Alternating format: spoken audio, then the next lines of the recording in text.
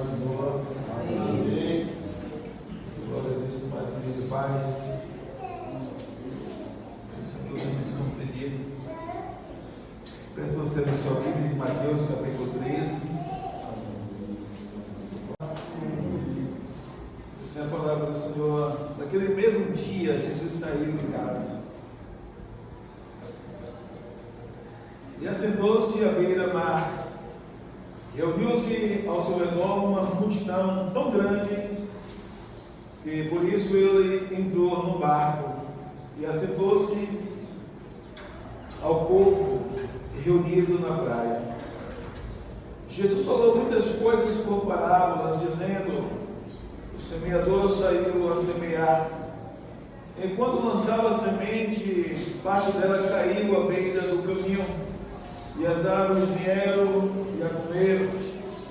Parte dela caiu em terreno pedregoso, onde não havia muita terra, e logo brotou, porque a terra não era profunda.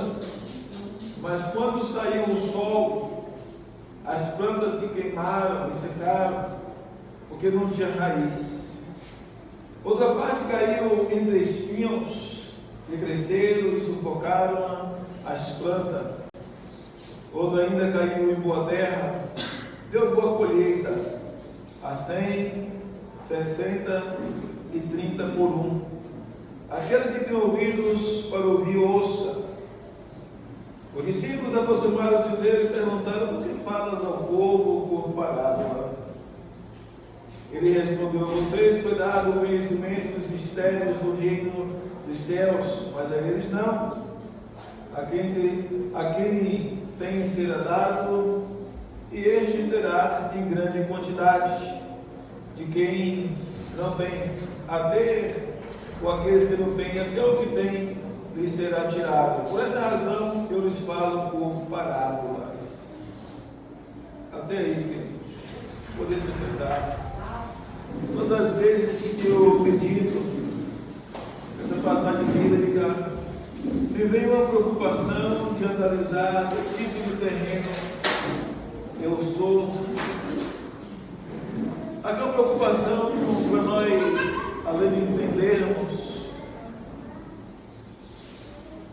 temos que ter uma preocupação muito grande concernente à nossa salvação. Já algumas vezes nas ministrações eu procurei explicar o significado dessa parábola, apesar de que o próprio Jesus já deixa claro o significado, mas a questão é: que tipo de terreno eu sou? Que tipo de terreno você é? Que tipo de terreno nós somos?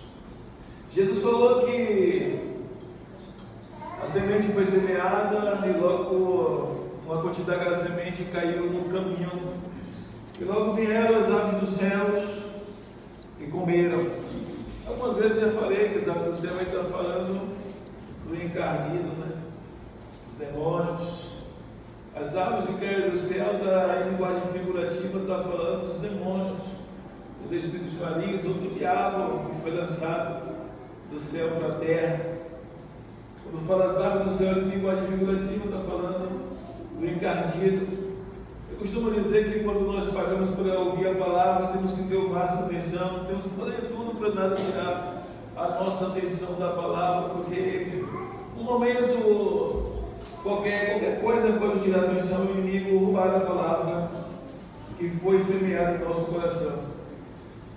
Interessante que o texto fala assim: Jesus saindo de casa. Alguns pensam que Jesus não tinha moradia. A gente vê muitos estudiosos, né, que afirmam isso de uma forma categórica, que Jesus não tinha moradia. O texto escreve agora de sair de casa.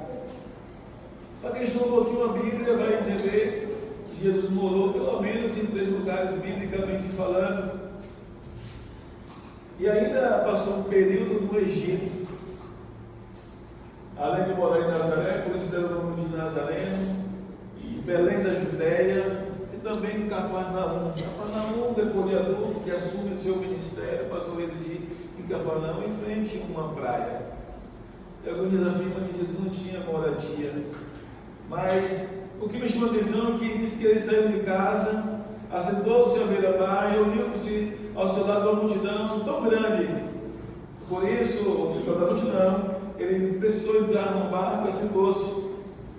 E o povo reunido na praia ali, Jesus começou a falar muitas coisas por parábola. E disse que ele começou essa parábola aqui dizendo: o semeador saiu a semear, e quando lançava a semente, parte dela caiu à beira do caminho, e as aves vieram e comeram. Agora, é a linguagem de Jesus, né? Parábola, porque é como se fosse uma forma de ele ilustrar para nós compreendermos melhor. A semente é a palavra, e as aves do céu, o inimigo. Ele falou logo: quando eu prego a palavra, o diabo ele fica doidinho para roubar, ou ele vem roubar, né? Não, ele falou em linguagem figurativa: logo o semeador sai a semear, vem logo as aves dos céus e comem, né? Se vacilarmos. Depois ele fala assim: enquanto lançava a semente, parte dela caiu à beira do caminho, e as aves do céu vieram e comeram. Versículo 5: parte dela caiu em terreno pedregoso, onde não havia muita terra, e logo brotou, porque a terra não era profunda. Versículo 6 ele fala: mas quando saiu o sol, as plantas se queimaram e secaram, porque não tinha raiz. Está falando da semente que caiu sobre os pedregais ou sobre as pedras, não tiveram como enraizar, se firmar. Mas quando saiu o sol, as plantas se queimaram e secaram, porque não tinha raiz. O tema da mensagem eu vou deixar esse mesmo: que tipo de terreno você? Que tipo de terreno eu sou? Quando eu medito esses textos bíblicos, eu fico imaginando o cuidado que nós temos que ter em nosso comportamento, o cuidado que temos que ter com a nossa vida, para que nós não venhamos sufocarmos, para que nós não venhamos perder a visão, para que nós possamos ficarmos mais firmes em nossas decisões de servir ao Senhor, independente de qualquer coisa. O versículo 7 diz: outra parte caiu entre os espinhos, que cresceram e sufocaram as plantas, outra ainda caiu em boa terra, e deu boa colheita. Ele fala que caiu em boa terra, deu uma colheita tão grande, 100, na minha tradução fala 60 e 30 por um. Aquele que tem ouvido para ouvir, que ouça. Parece uma mensagem tão simplória, mas se nós aplicarmos as vidas, a gente vê quantas pessoas entregaram a vida a Jesus. Em pouco tempo, todo alegre, recebe a palavra, pai, gostei e tal, se empolga, não leva muito tempo na congregação, desviam. E muitos não relatam de verdade o que estão sentindo, o que está se passando dentro de si. Interessante que a primeira semente, o terreno na qual ele desceu, ou seja, chegou à beira do caminho, logo veio o diabo e roubou a palavra. Depois, assim caiu no meio das pedras, e eles sufocaram porque não tiveram raiz. Depois caiu no meio dos espinhos. Olha a linguagem de Jesus, ele começa a fazer a comparação da semente que caiu à beira do caminho, depois no meio das pedras, depois no meio dos espinhos, depois uma boa terra. Interessante que ele usa a linguagem dizendo que os últimos, caíram em boa terra e deram frutos. Ou seja, a preocupação do cristão, quando chega numa congregação, quando para meditar a palavra do Senhor, quando passa para ouvir a voz de Deus, ele também precisa estar bem atento para que o inimigo não roube a sua salvação. Se você analisar mais um pouquinho adiante aí, diz assim: os discípulos se aproximaram-se dele e perguntaram: por que falas ao povo por parábolas? E ele respondeu: a vocês foi dado o conhecimento dos mistérios do reino dos céus, mas a eles não. A quem tem será dado, e este terá em grande quantidade. Uma abundância, mostrando o seu fala. De quem não tem, até o que tem lhe será tirado. Por essa razão, eu lhe digo, lhes falo por parábola. Porque vendo eles não veem, e ouvindo não ouvem, e nem entendem. Nele se cumpre a profecia de Isaías: ainda que estejam sempre ouvindo, vocês nunca entenderão. Ainda que estejam sempre vendo, jamais perceberão. pois o coração deste povo se tornou insensível e de má vontade. Ouviram com os ouvidos e fecharam seus olhos, e assim, se assim não fosse, poderiam ver com os olhos, ouvir com os ouvidos, entender com o coração e converter-se, e eu os curaria. Mas felizes são os olhos de vocês, porque veem, e os ouvidos de vocês que ouvem, pois eu lhe digo, na verdade, muitos profetas justos desejaram ver o que vocês veem, ou estão vendo, mas não viram, e ouvir o que vocês estão ouvindo, mas não ouviram. Portanto, ouçam, prestem atenção, o significado da parábola do semeador.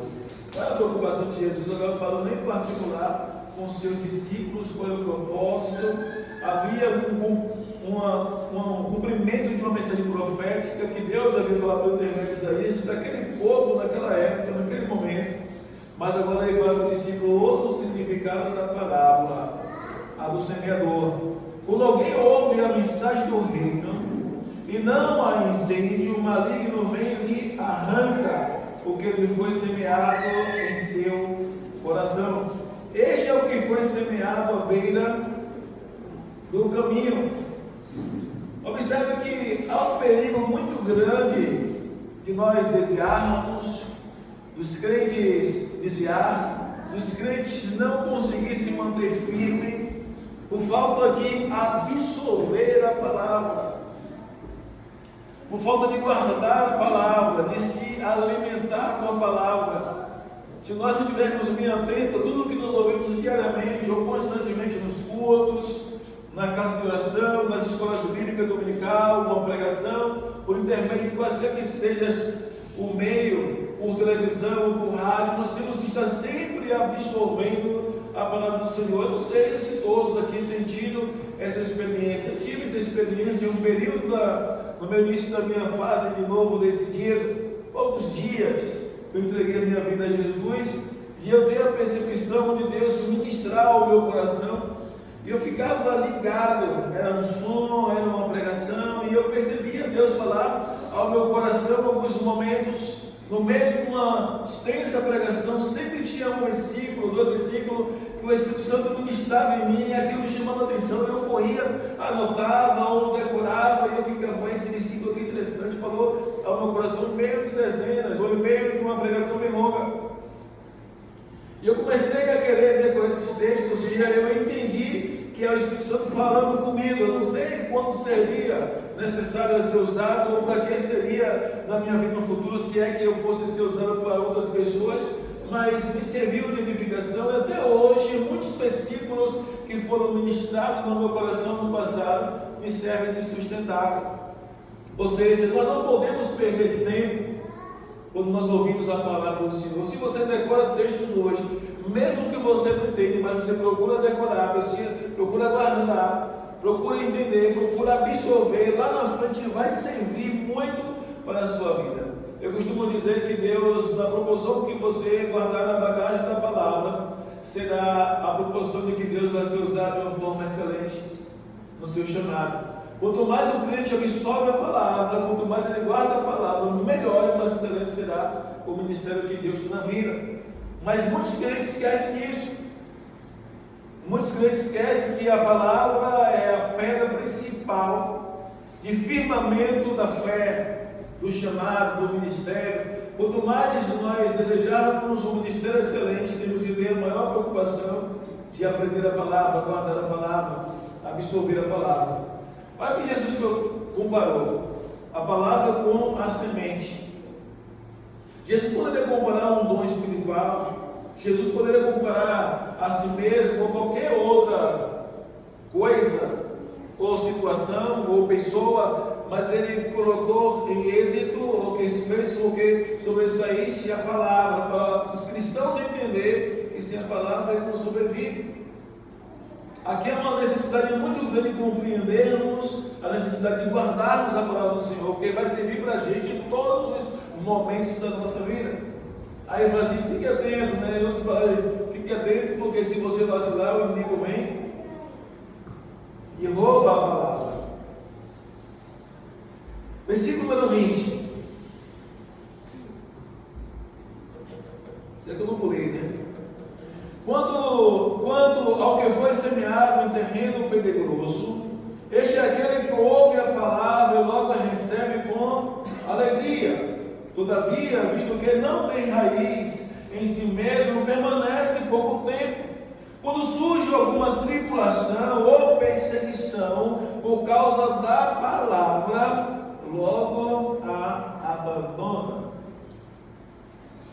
Vocês perceberam aí? A necessidade do cristão estar absorvendo a palavra. Quando ele absorve a palavra, ele vai conseguir discernir, a distinguir circunstância. E vai dizer: a palavra já li isso, a palavra já li aqui, a palavra me disse isso, fulano passou por isso, Beltrano passou por isso, eu também vou vencer. Agora, se não tiver com a palavra dentro de si, não tiver absorvido a palavra, diz que logo não vem a perseguição.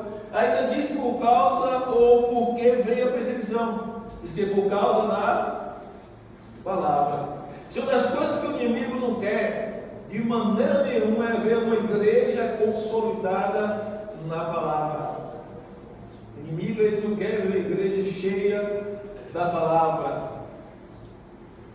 É uma das coisas que mais muita gente, até mesmo alguns servos de Deus, faz crítica destrutiva. Onde entende-se que a palavra não pode ser prioridade do ministério, ainda critica aqueles que faz ou que dá prioridade à palavra. E aí começa a criar algumas expectativas de ver o local cheio e tem que chamar atenção e adquirir métodos, quando a palavra de Deus é que tem que ser semeada, a palavra de Deus tem que ser pregada, e a palavra de Deus que vai nos sustentar em meio à perseguição. É o que Jesus acabou de falar, dando o significado, ou interpretando essa parte onde a palavra que é a semente que é a palavra é semeada no meio de um terreno pedregoso. Diz que foram aqueles que receberam com alegria, mas não teve raiz.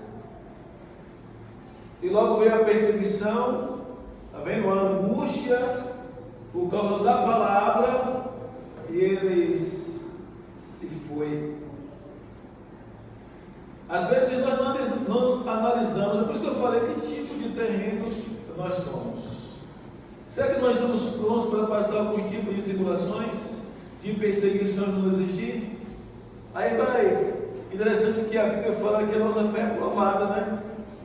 A nossa fé é provada como ouro é provado pelo fogo. Tanto na primeira carta de Pedro, capítulo 3, fala de perseguição, no capítulo 4 fala que a nossa prata, que nossa fé é provada como a prata, como o ouro, pelo fogo.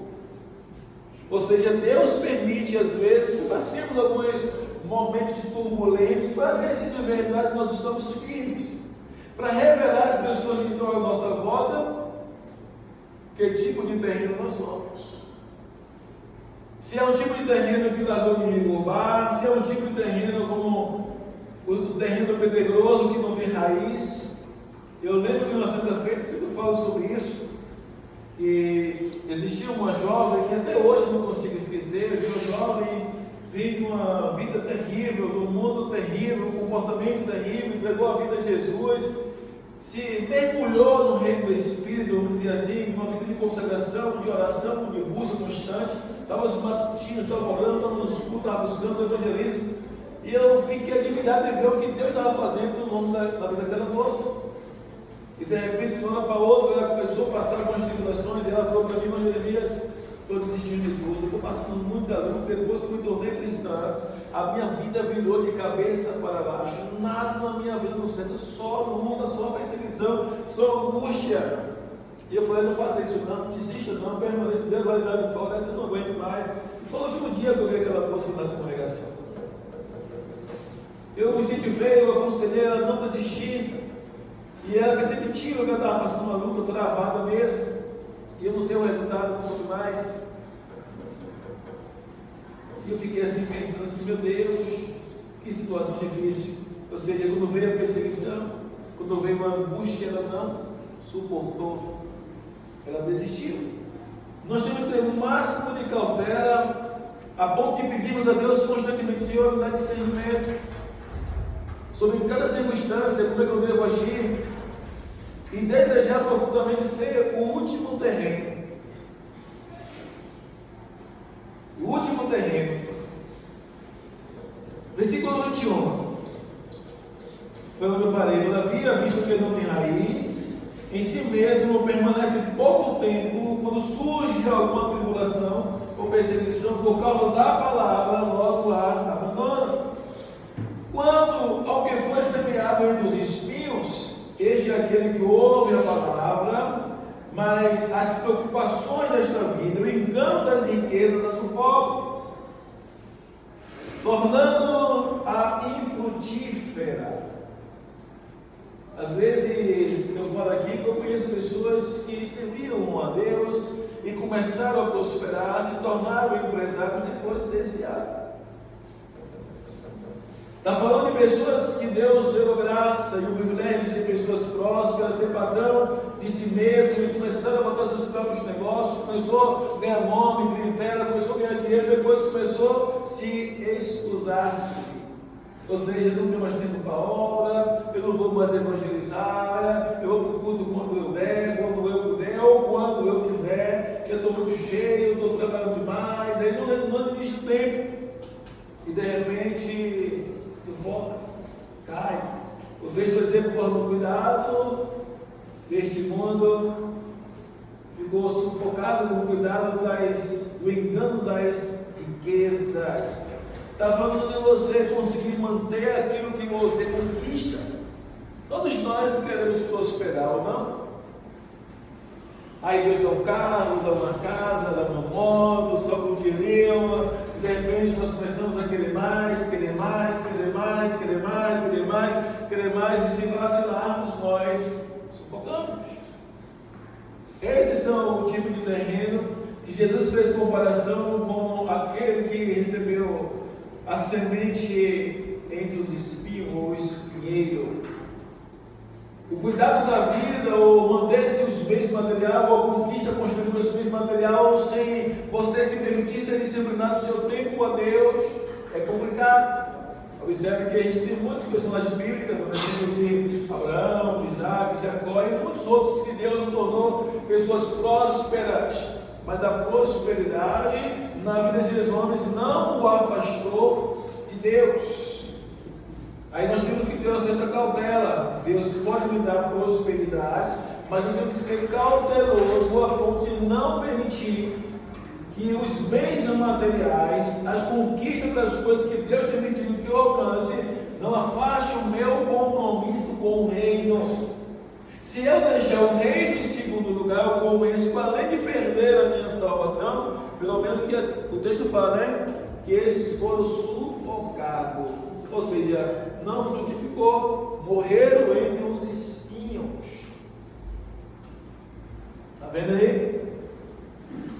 Aparentemente parece uma parábola que não tem nada a ver, mas Jesus está falando de fases de vida que seus servos passam e tem que ter muito cuidado para que eles não percam a oportunidade de manter-se ou de guardar a palavra. Se nós não tivermos, até uma parábola que eu gosto de citar nas minhas pregações, em Lucas capítulo 12, isso me vai lembrando versículo 13 até o versículo 21, que fala de dois irmãos que foram pedir para Jesus, né? Ser juiz entre eles para repartir os seus bens. Jesus olha para eles e diz assim: quem foi quem disse a vocês, ou quem me pôs como juiz sobre vocês para julgar sobre herança? Aí Jesus fala para eles, ele diz: olha, cuidado, não, porque a vida do homem não consiste nos bens, numa abundância de bens materiais. Tenha muito cuidado. Ele propõe uma parábola falando a respeito de um homem que conseguiu prosperar de uma forma assustadora. Mas esse homem, ele deu as costas de uma forma literal para Deus, não tinha tempo para Deus. O perigo é de correr, né, atrás de bens, de riquezas, desejar ser rico. Será que Deus é contra você ser rico? Não. Será que Deus é contra você ganhar dinheiro? Não. Será que Deus você seja próximo? Não. Deus não tem nada contra isso. A questão é você esquecer de Deus.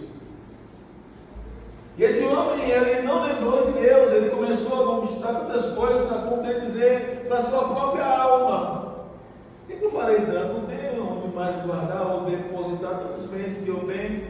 O que eu vou fazer? Vou dizer à minha alma: minha alma, tu tens muito tempo em depósito.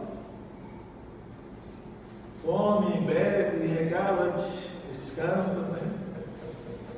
Até chegar o momento onde diz que Deus disse assim: louco, esta noite pedirão a sua alma. E o que tu tens feito? Porque essa pergunta de Deus, o homem não trabalhava? O homem não prosperava? Por que Deus fez essa pergunta? Deus fez essa pergunta: e o que tu tens feito? E Deus fez essa indagação.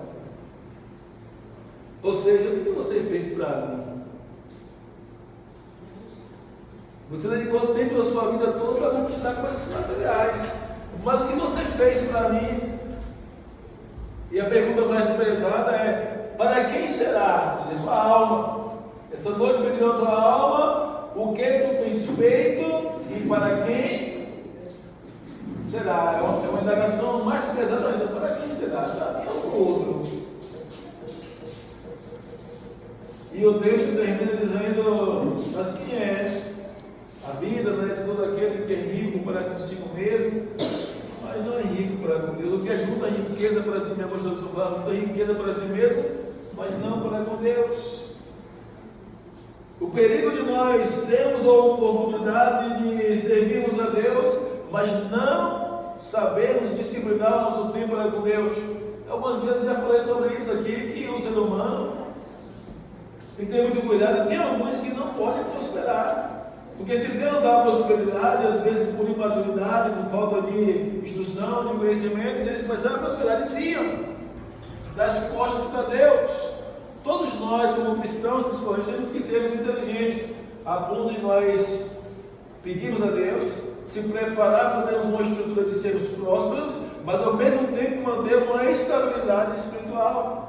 Ou seja, a minha vida espiritual tem que manter-se bem diante de Deus, para que Deus possa continuar me fazendo prosperar. Se eu ocupar o meu tempo 100% para as coisas que eu quero conquistar, as coisas que eu desejo obter, as coisas que eu quero, que eu sonho me alcançar, e não dar tempo para Deus, e não servir a Deus, nós vamos ouvir isso também naquele grande dia.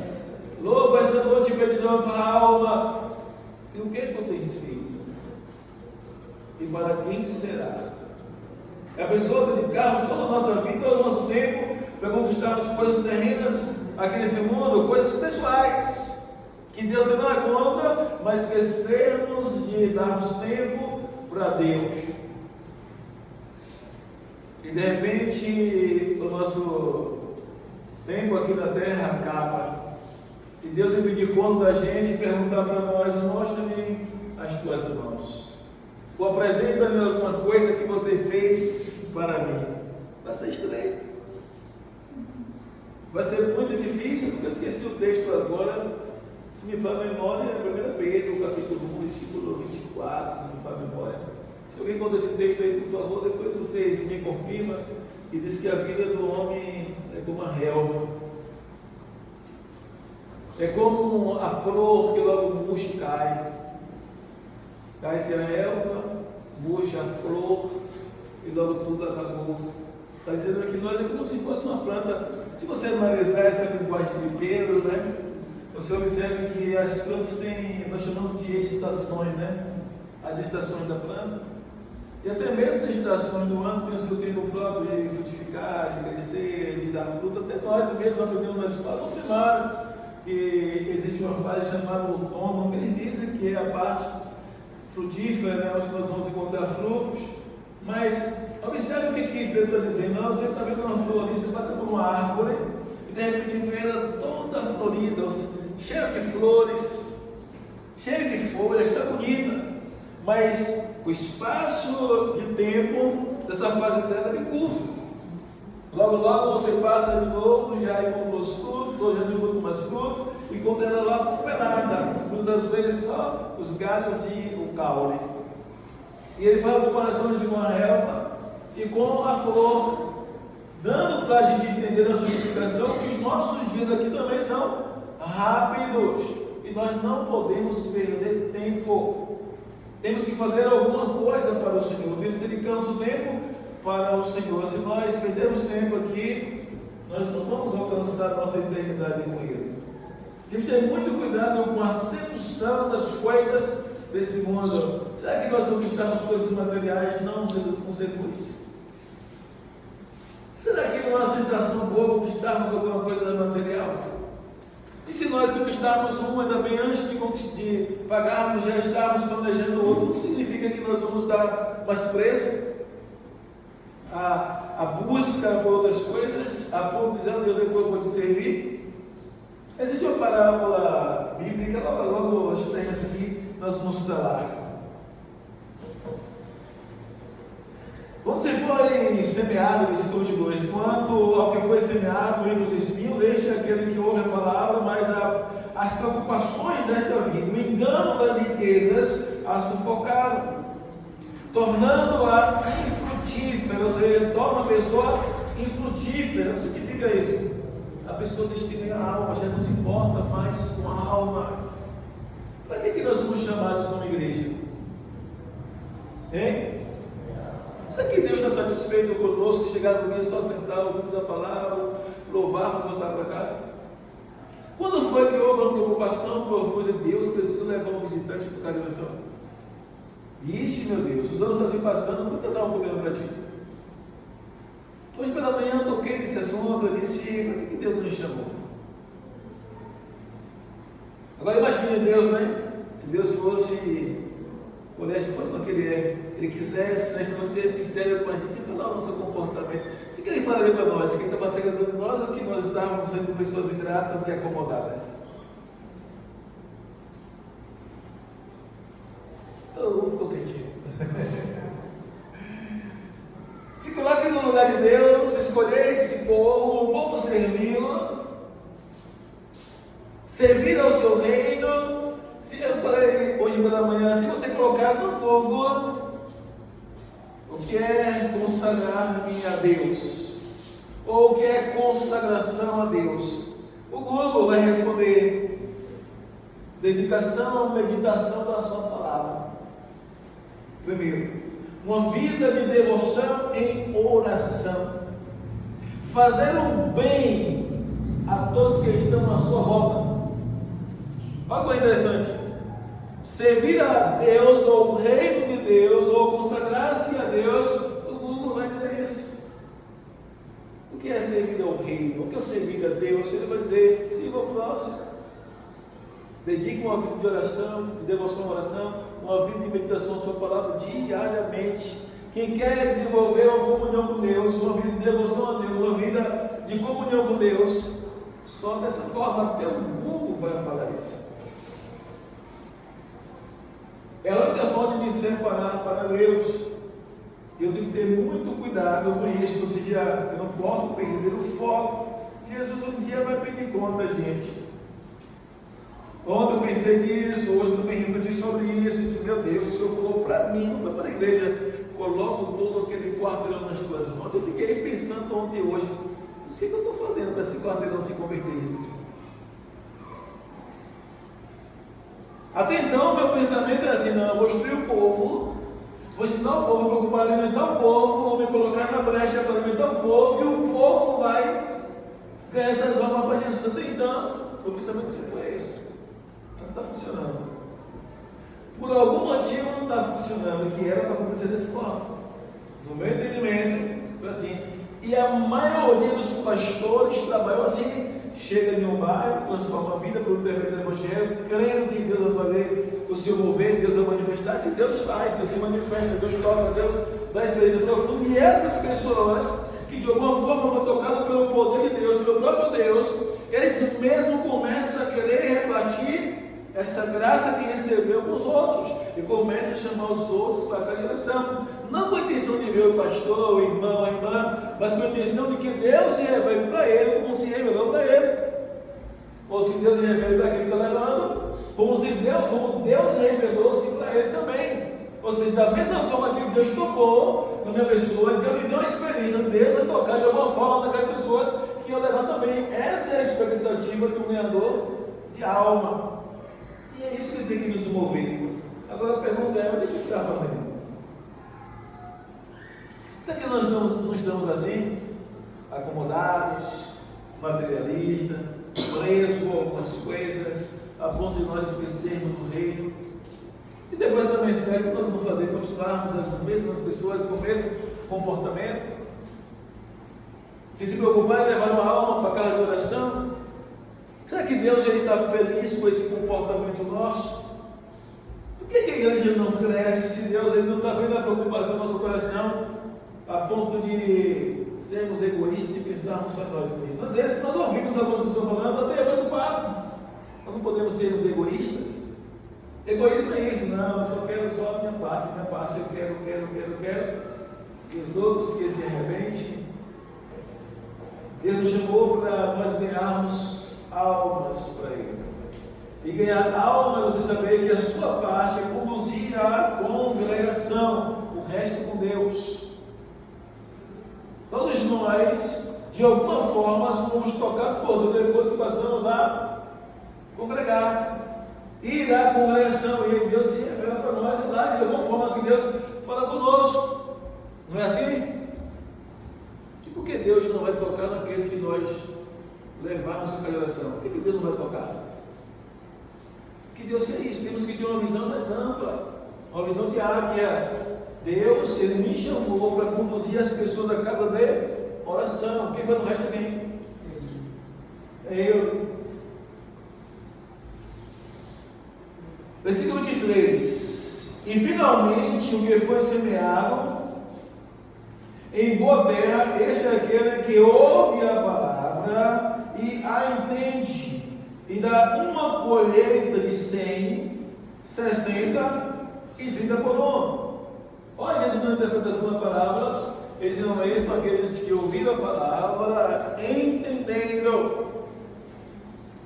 No domingo passado eu citei um texto de Provérbios capítulo 1, versículo número 23, que me faz a memória, onde Deus diz: convertei-vos a minha repreensão, e esse derramarei de uma forma abundante do meu espírito, e vos farei saber as minhas palavras. Deus dizendo que deve se converter à sua repreensão. Quantos cristãos ouvem todo dia a palavra e não entendem? Não conseguem receber uma revelação do alto. Entra vazio, volta vazio. É como se entrasse surdo e voltasse surdo, não compreende, porque não se converte à repreensão que Deus dá. Que tipo de terreno nós somos? Lucas capítulo número 14, por favor. Lucas capítulo 14. Uma parábola interessante. A partir do versículo número 15.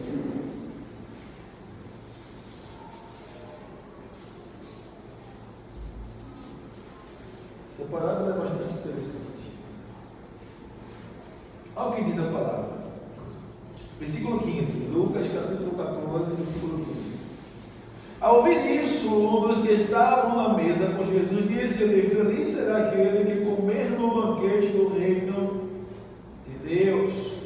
Jesus respondeu: certo homem estava preparando um grande banquete e convidou muitas pessoas na hora, meu Deus, na hora de começar. Enviou seus servos para dizer aos que eu havia sido convidados: venham, pois tudo está pronto. Dá uma paradinha rapidinho aí. Eu estava ali procurando um texto bíblico que fala de testelestais no grego, significa está tudo consumado. E eu não encontrei o texto bíblico desse texto, meu Deus, você tem lá do domingos ali, vem na mente esse texto, meu Deus, desse texto está consumado. Quando Jesus pede água, diz: eu tenho sede, coloca um vinagre na sua boca, e ele cospe, e o texto bíblico vai dizer, ele vendo que havia cumprido, ele, ou para se cumprir a escritura, eu tenho sede, e deram e ele cuspiu, ele diz: está consumado. Em outra palavra, eu cumpri todas as escrituras, pronto, já está decretado a vitória da igreja. Esse está consumado, está cumprido a minha missão aqui na terra. Eu fiquei ali pensando assim: meu Deus, Esse texto me fez lembrar a mesma coisa, pois tudo está pronto. Agora imagine, Jesus veio cumprir a sua missão, cumpriu a sua missão, já escancarou as portas para nós estarmos com Ele, já falou até mesmo das bodas do Cordeiro, já disse quem é que vai entrar lá. Ainda segundo sua misericórdia, Ele nos escolhe como igreja, ou seja, nos separa do mundo. A palavra igreja significa isso, separados, comunidade, eclésias, ou seja, um povo separado. Deus separou-nos do mundo com a intenção de nós estarmos com Ele na glória, e tudo que Ele espera da sua igreja é que se posicione como igreja. Qual é a posição da igreja? Ele tem que fazer o quê? Buscar as almas que estão perdidas. Tudo que Ele quer é isso. Olha o versículo número 18 fala: mas eles começaram um a apresentar-se desculpas. O primeiro disse: acabei de comprar uma propriedade, uma casa, e preciso vivê-la. Por favor, desculpe-me, ou considere-me excusado, ou não vou poder estar presente. É o mesmo significado. Ao período de nós conquistarmos coisas e começarmos a se ausentar das responsabilidades a nós confiadas. Por isso eu falei, tem pessoas que não podem prosperar na vida, porque quanto mais prosperar, mais vai se afastar de Jesus. E aí vai ter desculpa para todas as coisas.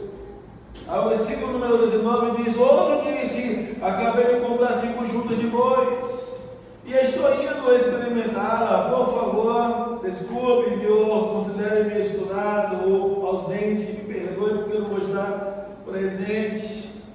Olha o que Jesus está dizendo. Ainda outro disse: acabo de me casar, por isso não posso ir. O servo voltou e relatou isso ao seu senhor. Então o dono da casa irou-se e ordenou a seu servo: vá rapidamente para as ruas e becos da cidade, traga os pobres, os aleijados, os cegos, os mancos. Diz o servo que o Senhor ordenou, foi feito, e ainda há lugar. Então o Senhor disse ao servo: vá pelos caminhos e valados e obriga-os a entrar, para que a minha casa fique cheia. Eu lhes digo que nenhum daqueles que foram convidados provará do meu banquete.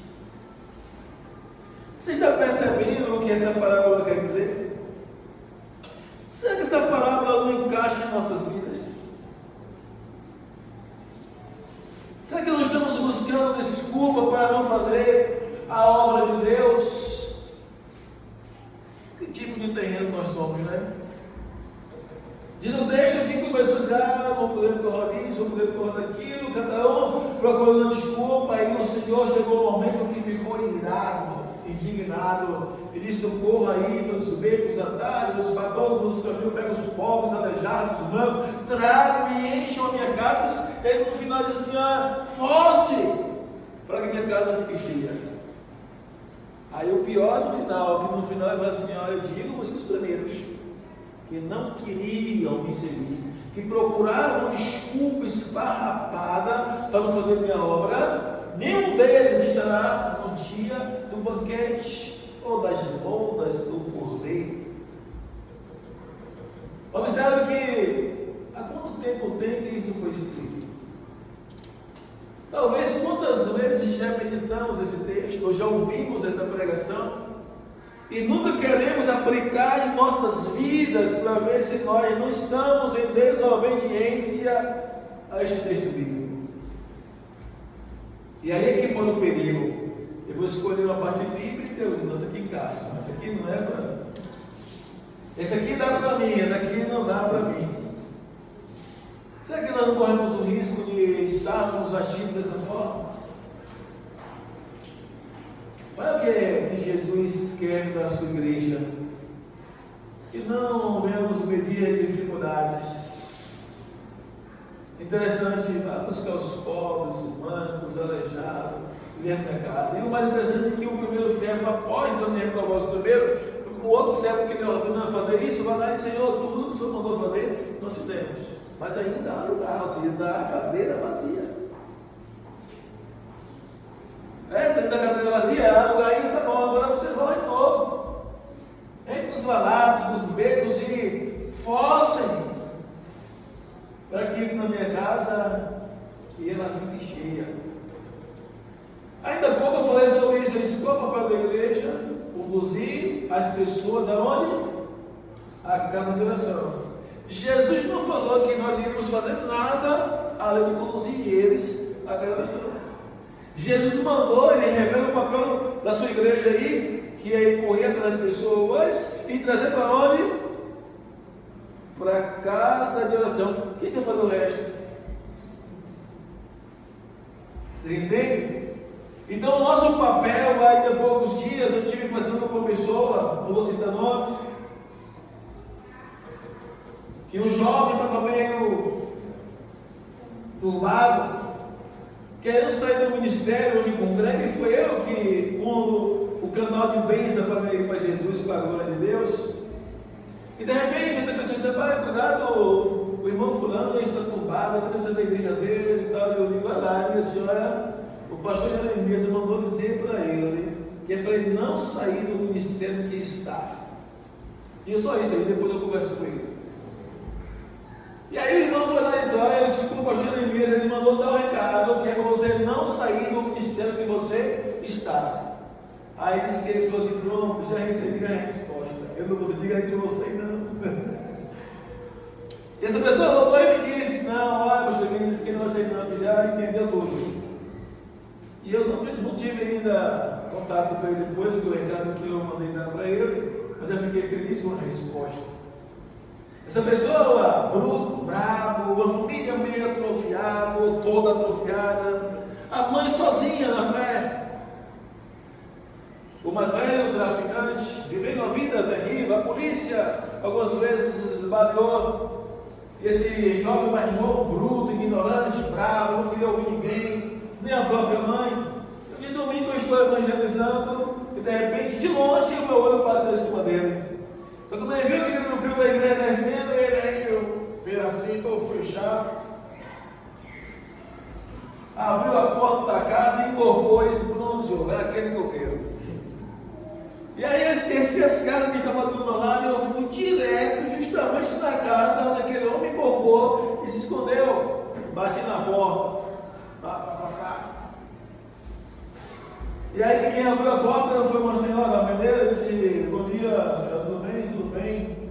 Senhora, me desculpe o abuso que o senhor dá. Eu disse: não está abusando não, me perdoe, mas eu quero falar com esse jovem alto que entrou aí. Meu filho, ele está meio zangado, quando eu quero falar, me permita falar com ele. Ela disse: entra, meu filho. E abriu as portas, de glória. E aí eu entrei lá para dentro, em cozinha dentro, já estava lá no fundo do quintal, perto de uma cisterna, conversando com ele. E ele todo bruto, segundo eu, todo brabão. Você já gosta dessas pessoas bravas? E comecei a falar de Jesus para ele, falar. O homem começou com o olho cheio de lágrima. E ele disse: eu quero você na igreja hoje de noite. Eu vou. Estou falando domingo ao homem lá. Aí no final do culto, ele gostou do culto, rapaz, gostei. E terça-feira, não? Demorou as 2 semanas aí entregando a vida de Jesus. Chega, eu chorei. Isso já faz, gente, na faixa de uns 13 anos. Quem entregou a vida a Jesus permanece firme no mesmo ministério, na mesma oração. Quando foi agora, ficou meio covarde, ele vai ficar lá. E até ele fala: rapaz, o irmão Jeremias foi buscar lá no fundo do quintal, na cisterna. E eu não esqueço disso. Eu me lembro, até fico feliz. E às vezes nós não queremos fazermos isso. Às vezes nós estamos presos aos nossos afazeres, estamos igual Marta, né? Precisando de uma repreensão direta de Jesus. E olha, você está tão preso a tantas coisas supérfluas, passageira, precisa você ainda ouvir a melhor parte, que é a minha palavra. Tem muita gente assim, disperso, desorientado, perdeu o foco. Enquanto nós, como igreja, não abrir nossos olhos e entender que Deus nos chamou para isso, as coisas não mudam. Aí nós queremos que Deus mande as almas, queremos que Deus faça as coisas, queremos ver a glória de Deus. Eu já chorei aqui hoje de noite. Eu cheguei aqui, oh Deus, até quando eu vou desejar isso? Até quando eu vou sonhar com isso, Senhor? Eu desejo ver a Tua glória, eu desejo profundo meu coração de ver a Tua glória nesse lugar. Eu comecei a sentir para Deus, comecei a chorar ali, como se eu estou te ouvindo, mas não é meu tempo, não é minha hora, faltou alguma coisa, sei lá. Mas eu falei para Deus, Deus, eu desejo isso. Já falei assim inúmeras vezes que o meu desejo é ver pessoas nos visitando, e num culto desse simples assim, ver as pessoas indo chorando para frente. Eu quero ser desse Jesus que você está pregando. É impossível acontecer isso? O que está faltando na gente? Hein? O que está faltando em nós? Essa Bíblia hoje está desconvertida. É que duas vezes, coitado. É só para nós entendermos que falta na gente somente isso. Deixarmos o comodismo, dizer, não, eu vou buscar uma alma do Senhor.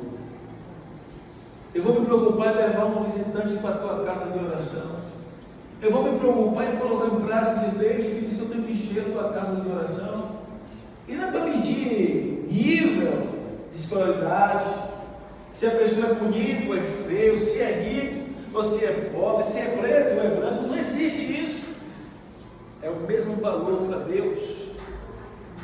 O mais interessante é que Jesus aqui fala assim, ó, busque quem? Os ricos? Os inteirinhos? Sem nenhuma deformidade? Quem foi isso que mandou buscar? Quem que quer trabalho? Quantos crentes não querem trabalho?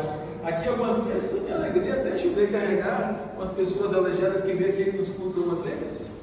Eu fiquei numa felicidade, meu coração chega a pulsar de alegria quando eu via algumas pessoas trazendo, algumas pessoas deficientes, aleijadas, e botando na cadeirinhazinha de ajudar a carregar a Kombi. Jesus falou que o galardão para a gente se não buscar no sentido urgente. O maior galardão é buscar as pessoas que não têm nada para nos dar. Está vendo isso? E ele deixou bem claro: busque os pobres, aleijados, mancos. Você está observando? E o servo foi lá e disse: Senhor, está cumprido. Fizemos algo que o Senhor nos ordenou, mas ainda tem lugar. Aí Jesus falou: tem lugar, tá bom. Agora vai os valados, vai buscar mais gente. Force-os entrar para que minha casa esteja cheia. O que está faltando para a gente? Será que vamos continuar dormindo nesse sono? Esquecendo para que nós nos chamaram? É só nós fazermos um retrospectivo. Como é que era a nossa pegada como cristão no primeiro amor? Tinha lugar para a gente desejar, para não desejar entrarmos para falar de Jesus? Tinha lugar? Onde é que nós mais desejávamos pregar o Evangelho? Era nos piores lugares. Ainda ontem eu pensei assim: meu Deus, a igreja está perdendo uma grande oportunidade. Aqui nesse bairro de Salomão, até nas quarta-feiras à noite, eu cansei de evangelizar batendo de porta em porta. Não tem coisa melhor evangelizar durante a noite, sabe? Fresquinho, todo mundo tomando banho, com já jantado, a barriga cheia, aí chegando na porta, quem é? O povo está assustado, né? E agora nesse período todo, melhor ainda. É tiro, é morte, melhor ainda, o povo está desesperado. Você bate na porta: nós somos cristãos, e nós viemos aqui fazer uma oração pelos moradores, porque você aceita? Aceita? Ah, vocês são cristãos? Que igreja é? Da igreja? Pode entrar. Quando é de uma religião ou outra aí, vai queimar o feijão de outro rapaz. Mas quando nós somos cristãos, as portas se abrem. Ou está cansado de religião? Religião não salva. Só quem salva é Jesus. Eu quero falar um pouco de Jesus para a senhora. E se por favor permitir fazer oração pela sua família. E de quarta-feira à noite, quando eu descia, ia para a rádio. Os jovens fumando maconha dentro do pátio. Aí eu disse, vixe, que esse maconheiro ali, é esse que eu quero. Boa noite, jovem, boa noite. Alguns até apagavam o cigarro de maconha. Boa noite, me desculpa incomodar vocês aí. Não me leve a mão, não, fica à vontade, irmão. Opa, oh glória. Tem que começar a falar de Jesus. Não toma o seu tempo, não. Tem que começar a falar de Jesus. Daqui a pouco está todo mundo com o coração aberto, recebendo a palavra. Na rádio, quem entra na rádio, lá do direito, descendo direto, tinha uma ribanceira que desce carro. A escadaria sai lá embaixo da favela. Eu desci aquela favela de monte ali, evangelizando. Aquela escadinha de barro ali, o alto dá para não escorregar, daqui a pouco era assim, uns bequinhos assim, e os jovens fumando maconha, e eu parava para falar de Jesus. Ou seja, eu estou falando sobre isso, eu quero despertar em nosso coração o desejo que Deus colocou no início da nossa fé, a preocupação de conduzir as almas para Jesus, levar a casa de oração. Se esforce no meio de 10 evangelhos, sempre você vai ter um que vai dizer: eu vou na casa de oração. O que está faltando hoje é a disciplina de separar tempo para a obra de Deus. Tem um tempo. Se alguém ligar, depois do culto agora à noite, alguém pode ter, se eu chego em casa hoje, vou dormir cedo e tal, mas se alguém ligar e dizer: olha, vem aqui buscar R$200 agora. Eita, esquece cansaço, esquece qualquer coisa. Se não tiver carro, não é moto, vai de pé, vai de bicicleta, dá uma carreira, e quando a força não tem força. Não é não? Vamos ser sinceros. E se tiver precisando, hein? Opa! Ainda vai dizer: foi Deus que abriu essa porta. Arruma tempo rapidinho. Mas para as almas. Sem contar que já existe o inimigo, né? Das nossas almas, que ele faz de tudo para nos impedir de ganharmos as almas para Jesus. Tem um texto que às vezes eu temo muito a ele. Mateus capítulo número 28, versículo número 19, versículo 20.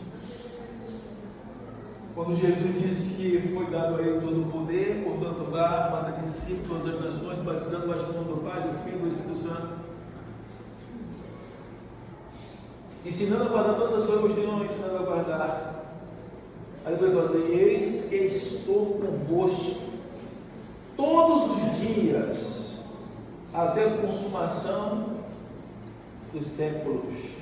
Mas se você entender o texto, Jesus não prometeu estar conosco em desobediência de fazer discípulos. Se eu não estou discipulando, se eu não estou evangelizando, se eu não estou ganhando a alma de Jesus, não existe promessa de Jesus estar conosco. É só confiar pela fé na sua misericórdia. Mas ele falou que estaria todos os dias, até a consumação dos séculos, com aqueles que fossem fazer o quê? Discípulos. Então, quando o cristão tem um temor, vai dizer: vixe, para Jesus estar comigo, eu preciso fazer discípulo. Isso corre o risco dele não estar comigo, eu não faço. Então, eu tenho que fazer. É tanto que a ordenança é fazer discípulo, ao pregar o evangelho, é tido como um mandamento, ordenância, não é um pedido. É uma obrigação imposta por Jesus sobre a sua igreja. Qualquer pessoa que se diz a igreja e não se preocupa em discipular, em evangelizar a alma, está em pecado. Está quebrando essa ordenância. E aí é que está o problema, né? Agora, já imaginou se nós, com o testemunho que nós já temos, com o comportamento que nós já temos, vigiarmos e entrarmos nas casas das pessoas ímpias, com sabedoria para anunciar a pessoa de Jesus, todo final de ano nós apresentarmos uma alma a Jesus, seria suficiente para a gente, né? Mas imagina a alegria que nós iríamos ter. Para que Deus nos chamou? Para isso, queridos. Ele nos chamou para nós darmos frutos. Entrar nas casas com sabedoria, com cautela, com equilíbrio, com testemunho, comportamento. Eu sempre falo de dois irmãos, não vou citar nome, mas eu tenho dois irmãos que para mim são meus pais na fé. Eu admiro muito seu comportamento, sua cultura, sua educação, sua forma de agir, que até hoje eu tenho prazer de falar dos dois. Outros dias eu falei para os dois: vocês não podem deixar de se discipular, esse chamado, você não pode deixar o inimigo enterrar, porque vocês são dois ganhadores de almas. Aí uma coisa, aquele sorrisão, né? Eu parei de fazer, mas já voltei já. Se não pare mais não. Vocês são dois exemplos, vocês são dois ganhadores de almas. Até hoje eu não vi, eu não estou dizendo que ele tem que ser perfeito de uma forma absoluta. Até hoje eu não vi motivos que dizem: poxa, errou comigo aqui, errou com fulano aqui, errou com ciclano ali. São prestativos, cautelosos, pessoas que são exemplos para ser seguido na sua humildade, na sua educação, na sua forma simples de guiar as pessoas perdidas. A paciência que eles tiveram comigo de me conduzir a Jesus, me discipulando. Mas nós não queremos dedicar tempo para discipular. Sabe o que é um discipulado eficaz? É você dedicar todas as semanas, um dia, ou um dia todas as semanas, para visitar uma pessoa, jejuando, orando pelaquela pessoa, conduzir um estudo bíblico com aquela pessoa, até conduzir a pessoa à congregação, depois o batismo, depois se firmar em Jesus, dizer: agora está firme. Não é fácil. E ainda corre isso que eu vou se perder. Discipulei pessoas também que se perder. Eu já discipulei pessoas 7 anos e não se converteram. 7 anos, toda vez que dava glock, né, cheio de cachaça, eu vou me converter, mas tem igreja. Eu disse: oh, Jesus, liberta logo. Tem misericórdia. Eu falei: glória. Sem misericórdia, não é eu, Senhor. Ou seja, mas tem que dedicar tempo, a oportunidade teve, discipulado teve, o Senhor da palavra teve. Tem alguém que teve lá a preocupação há 7 anos discipulando,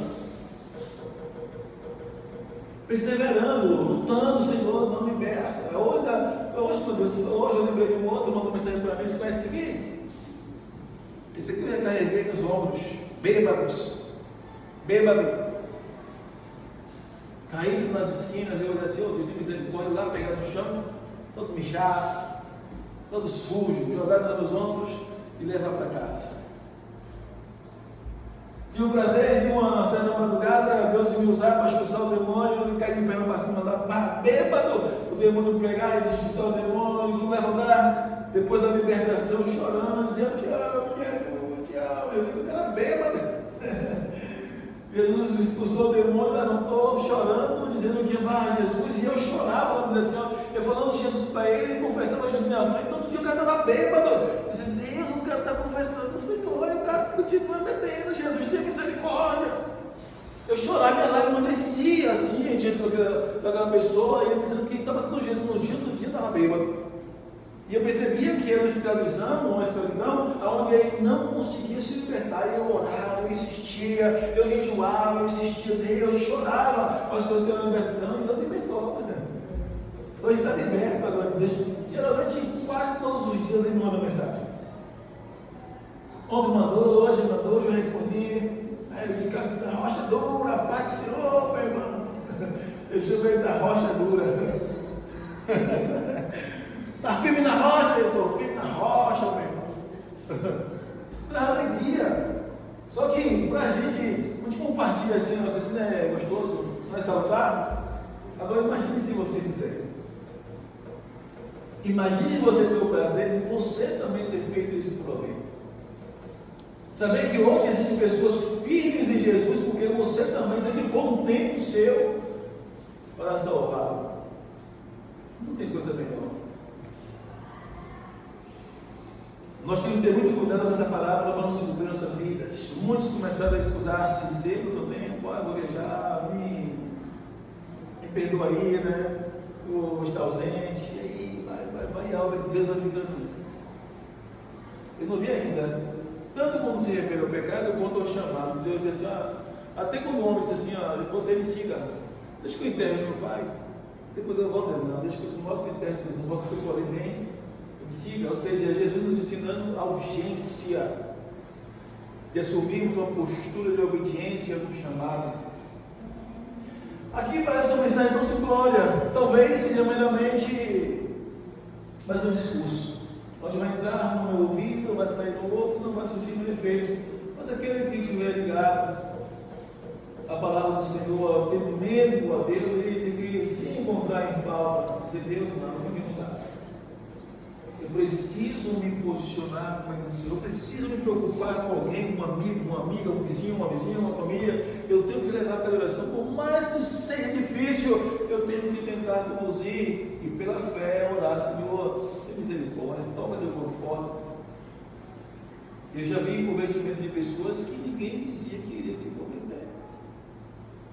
Eu, particularmente falando, eu nunca pensei em ser cristão. Eu nunca imaginei que um dia estar pregando a palavra. Resistia aos crentes, criticava, zombava. Não de uma forma escarnecedora e constante, mas em alguns momentos sim. Ou seja, eu nunca me imaginei tal. Até ter a experiência, glória a Deus, conhecida de Deus falar comigo.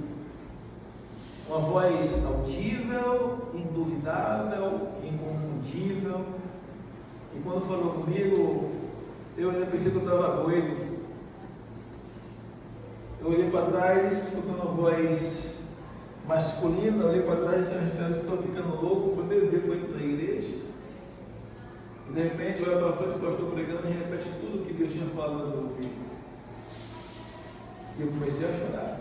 Tive uma experiência particular com Deus, porque eu tive que ir para a igreja no dia de segunda-feira, no domingo que eu peguei, acabei bebendo, bebida alcoólica, e segunda-feira meu corpo não mexia na cama, eu disse: Deus, se que existe mesmo, eu levanto daqui, eu não vou beber mais. Meu corpo virou assim, como fosse cair, e eu fiquei em pé, e disse: rapaz, Deus existe mesmo. Experiência pessoal, depois daquele dia eu não bebi mais. De segunda-feira pela manhã, procurei força no corpo, não encontrava. Ou seja, Deus ele se revelou para mim, Deus se revelou para você de alguma forma. A gente sabe que Deus existe, sabe o quanto Ele é real. Por que não se preocupar com aqueles que não o conhecem, com aqueles que estão perdidos? Se a gente colocar em prática isso aqui, a gente vai ver tantas coisas acontecer no nosso meio. A gente precisa praticar isso, precisa ver isso. Eu lembro que foi o último ministério que estava faltando formar, antes de acontecer os problemas aqui no ministério. Você falou: posso formar um discipulado agora. Eu me entrou pelo meio, o diabo estava furioso, não estava feliz com a organização ministerial. Ele sabia que nós iríamos avançar, e aí fez tudo para destruir o ministério. E aí, para se reerguer, não sei se você está tendo a mesma recepção que eu estou, mas é perceptível que as coisas começaram a ficar um pouco mais leves, né? Mas o ministério nunca mais foi o mesmo. E eu sempre me inspirei na águia. Eu sempre gosto de lembrar da águia. A águia, resumindo, é uma árvore que chega no momento da sua morte, chega a viver 35 anos, 40 anos para chegar à sua decisão. E ela tem que decidir ou se entregar ou viver. E ela tem que sacrificar-se a si mesmo em parte. As suas penas estão pesadas, as suas unhas estão encurvadas, ela não tem mais como estar pegando presa. O bico está encurvado.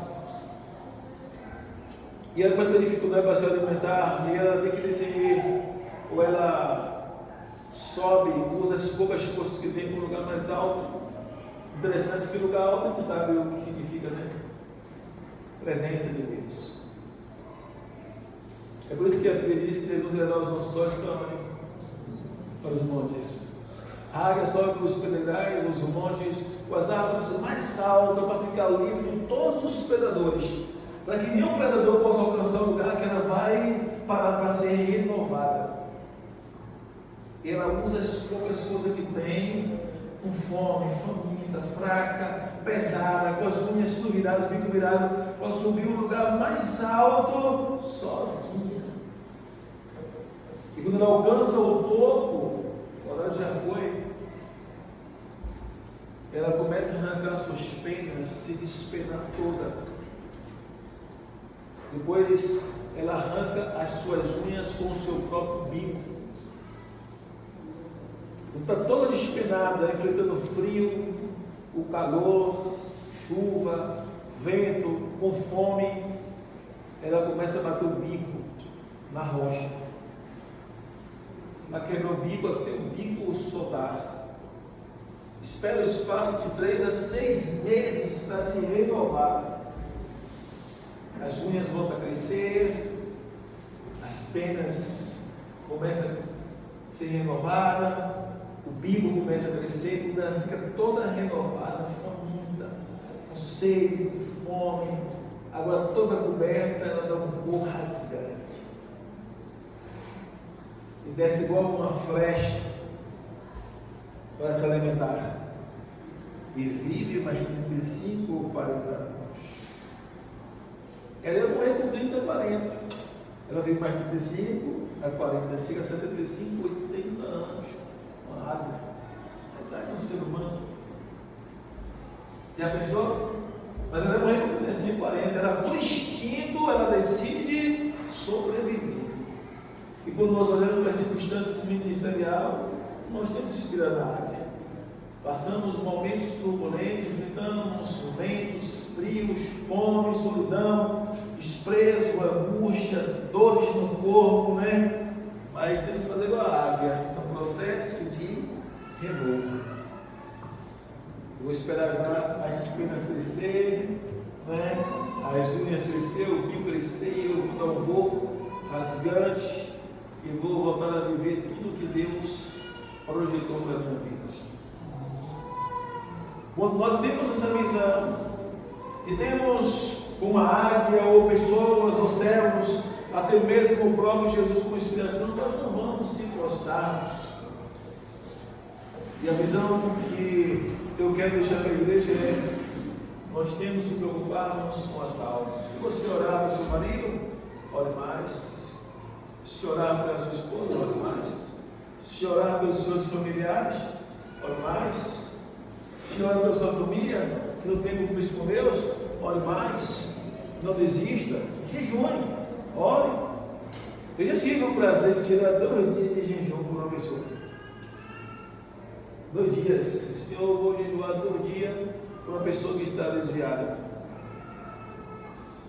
2 dias em jejum. E prol de uma pessoa que estava desviada. E na noite em que eu ia entregar o jejum, uma pessoa se reconciliou. Chorando, em prantos. Eu disse: Senhor, que presente maravilhoso. Voltei do culto regozijado. Ninguém sabia. É como se disse: Senhor, teve um momento que eu me sentia tão fraco. Acontece essa experiência. Tão fraco, eu não estava mais com a voz da forma que eu estava. A voz já não estava saindo. Fiquei muito fraco, eu não consegui trabalhar durante a tarde no segundo dia, porque foi 2 dias assim, eu parei sábado, aí contou, domingo e segunda, terça noite que eu fui entregar. Quando foi terça-feira à tarde, já estava as pernas querendo cair, a voz ficou fina, aquela fraqueza, mas não vou quebrar esse livro. Quando foi terça-feira de tarde, eu bati o joelho e disse: Deus, eu não vou suportar como eu não estou, Senhor, todo acabado. Eu fui arrebatado. Eu fui com Jesus, meu sono. Eu me via perto de uma bandeja enorme, cheia de fruta. Então eu lá, me servindo, comendo a fruta, cada tarde de melancia tão bonita que eu nunca vi. acontecendo na vida real. Daqui a pouco eu acordei, disse: o que aconteceu comigo? Eu levantei, eu me senti cheio de vigor. Eu pensei que levantei para o culto. Deus me alimentando lá, eu entendei isso, eu não consigo compreender. Eu sei que Deus me alimentou. E aí eu fui para o culto durante a noite. Eu chegou no culto durante a noite. Maravilha, a glória de Deus desceu, foi tremendo, estava vendo coisas que eu nunca tinha visto. E cheio de expectativa, aquela pessoa vai tocar nos teus pés. Daqui a pouco uma pessoa se reconciliando naquela noite de terça-feira, chorando aos prantos. Eita, Senhor, que maravilha. Então, jejum. Senhor, vou apresentar diante do Senhor minha consagração, eu estou ali fulano de tal. Eu quero que o Senhor remova todos os obstáculos que o diabo colocou diante dela. Que o Senhor traga de volta a tua presença. Entregue a consagração ao Senhor. Jejum pela pessoa. Ore pela pessoa, não desista não. Isso é uma das coisas que a igreja precisa despertar, é isso. Orar em prol de pessoas, jejuar em prol de pessoas e se preocupar com as almas que estão perdidas. Não podemos se permitir que encaixe nossas vidas aqui, ó. São um desses primeiros terrenos, temos que ser o último. E o segundo é não se permitir estar disperso, servindo ao Senhor relaxadamente. E ter desculpa para outras coisas, a ponto de não termos compromisso com o reino. E assim nós vamos ver muitas coisas acontecer. Aqui, quando tinha compromisso, as coisas funcionavam. Quando tínhamos a visão de ganharmos almas, as coisas funcionavam. Agora é o tempo da gente despertar de Deus. Nós vamos ganharmos para o Senhor. Vamos preocupar levar um visitante à tua casa de oração. Fala com ele, Senhor, fala com ela. A ordem de Jesus foi enchermos a casa dele. E faz o resto aí. Amém?